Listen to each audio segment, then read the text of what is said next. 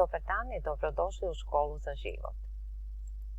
Ovo je video lekcija za engleski jezik, 4. razred srednje škole, tema je Entrepreneurs, a naziv lekcije je Create your Europass CV. Ja sam Arjana Blažić. Odgojno-obrazovni ishodi aktivnosti su: učenik sluša duži izvorni tekst o Europass životopisu, učenik čita duži izvorni tekst o jezičnim i digitalnim kompetencijama i učenik sastavlja svoj životopis pomoću Europass aplikacije. So today we are going to learn about Europass CV. Here is the landing page of this application, the Europass CV. And here is a short video about with more information about it. So what I want you to do now is to go to the Europass CV page. Here is the link to it, bit.ly / Europass CV 456. And I want you to go there and watch this video and answer the following questions. So here are the questions. Find the answers to why should European citizens use Europass CV, how can you register for Europass CV, and how much does it cost. So stop this video, go to Europass CV 456 and answer the questions. Fine, it's good to have you back. Now you have found your answers. So it's great to hear that Europass CV is totally free and that you don't need to register for it at all. You can immediately start creating your CV. And the answer to the first question is that it can help us, European citizens, to effectively communicate our skills, competencies, as well as qualifications when we are applying for a job or training. Okay, and now I have 2 more questions for you. They are here. So, can you tell me more about Europass CV and how many documents does it consist of? So the link is the same. So, what is it? It's a document that helps citizens communicate their skills and qualifications when they are applying for a job or training. It helps employers understand the skills and qualifications of the workforce, and it helps educators and training authorities to define and communicate the content of the curricula. Europass is a collection of 5 documents. And here they are: Curriculum Vitae and 4 other documents: the language passport, Europass mobility, and diploma and certificate supplement. Curriculum Vitae and the language passport are freely accessible, which means that you can create them on your own, whereas the other 3 documents are issued by different institutions. So today we are going to work with the CV, the Curriculum Vitae, and the language passport. To start creating your CV, you should go to this page and then click Create your Europass CV, and this is the screen that you get. So first we are going to create our language passport, so please click this link here, click Language Passport, and this is the screen that you get.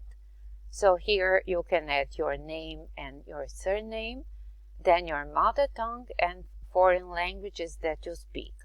Now it's time to self-assess your language competence.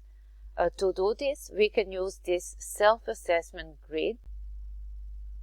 The self-assessment grid illustrates the levels of proficiency described in the Common European Framework of Reference for Languages, and it is an essential component of the European Language Passport.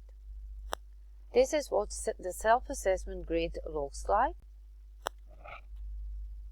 the self-assessment grid describes what students can do in terms of three modes of communication: understanding, here we have listening and reading skills, then speaking, spoken interaction, this is conversation, and spoken production, and also writing. There are 6 levels for each of these skills, from basic user to proficient user.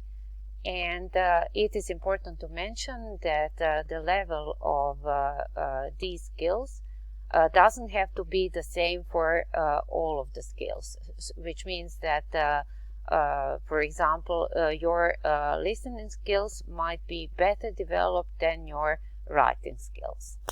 So what you need to do now is to determine the level of each of these language skills: listening, reading, speaking, spoken interaction, and spoken production, and writing. And you can do it very easily. Select your language, the language that you speak, the language that you want to self-assess, and by clicking this arrow here, you get a pop-up window with all the descriptions of all the 6 levels. So take your time now and complete your language passport. Let's go on now. On the landing page, on the menu, you can find a tab Resources. When you click this tab, you will find that there are some other options, and one of them is Digital Competence. So go to Resources, click Digital Competence, and answer these 2 questions.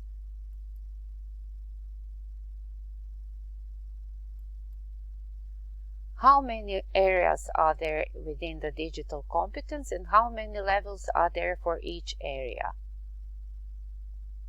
Stop this video and find the answers to these 2 questions.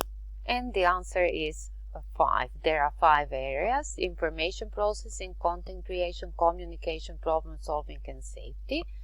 And there is also a self-assessment grid that helps us assess these areas, and there are 3 levels: basic, independent, and proficient user. So your task now is to self-assess your digital competence, to self-assess all these 5 areas by using the self-assessment grid. And now it's finally time to start creating your curriculum vitae. Click curriculum vitae on the left hand side menu, and this is the screen that you get.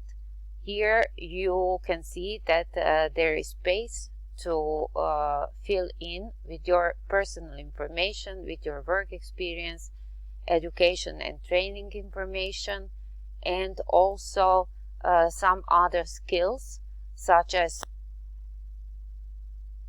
your mother tongue, foreign languages that you speak, communication skills, organizational skills, job-related skills, or digital skills. And to write more about each of these, what you need to do is to click Fill In, this icon here.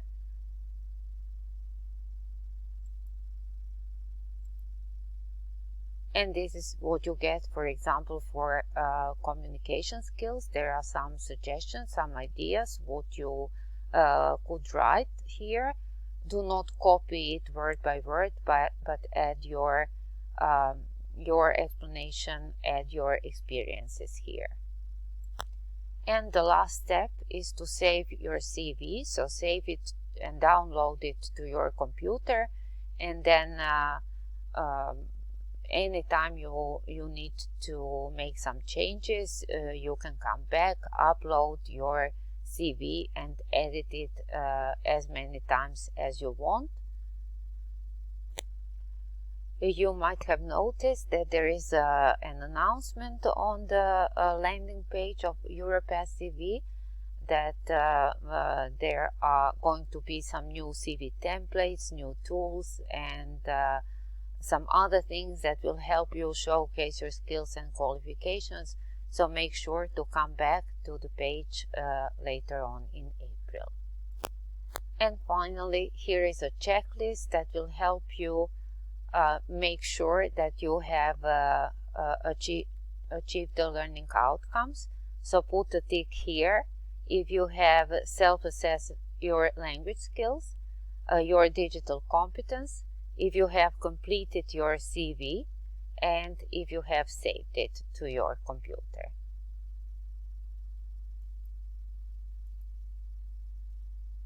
Thank you for watching.